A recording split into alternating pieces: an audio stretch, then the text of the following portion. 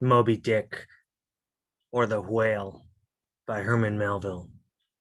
Chapter 62, The Dart.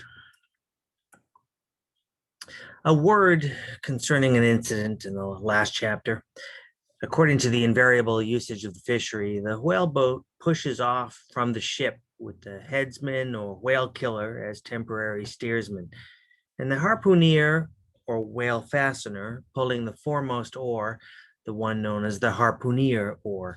Now, it needs a strong, nervous arm to strike the first iron into the fish, for often, in what is called a long dart, the heavy implement has to be flung to the distance of 20 or 30 feet. But however prolonged and exhausting the chase, the harpooner is expected to pull his oar, meanwhile, to the uttermost. Indeed, he is expected to set an example of superhuman activity to the rest, not only by incredible rowing, but by repeated loud and intrepid exclamations. And what it is to keep shouting at the top of one's compass while all the other muscles are strained and half started, what that is none know but those who have tried it. For one, I cannot bawl very heartily and work very recklessly at one and the same time. In this straining, bawling state, then, with his back to the fish, all at once the exhausted harpooner hears the exciting cry, "Stand up and give it to him!"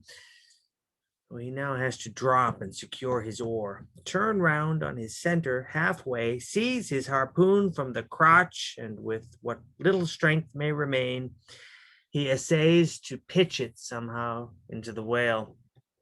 No wonder, taking the whole fleet of whalemen in a body, that out of 50 fair chances for a dart, not 5 are successful.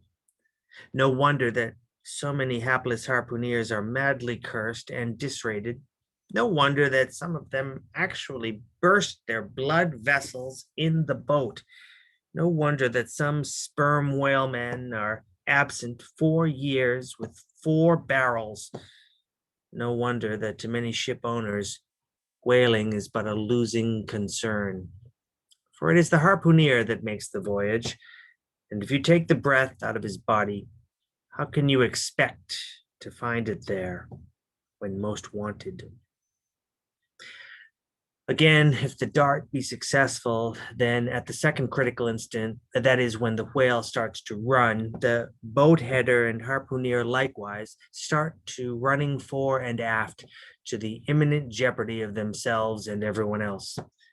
It is then they change places, and the headsman, the chief officer of the little craft, takes his proper station in the bows of the boat.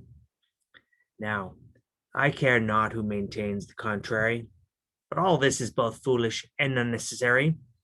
The headsman should stay in the bows from first to last. He should both dart the harpoon and the lance, and no rowing whatever should be expected of him, except under circumstances obvious to any fisherman.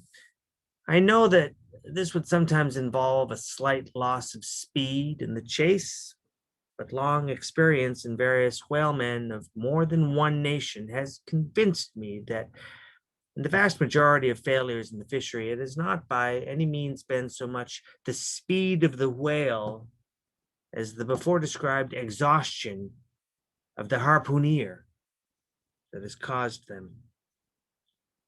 To ensure the greatest efficiency in the dart, the harpooneers of this world must start to their feet from out of idleness and not from out of toil.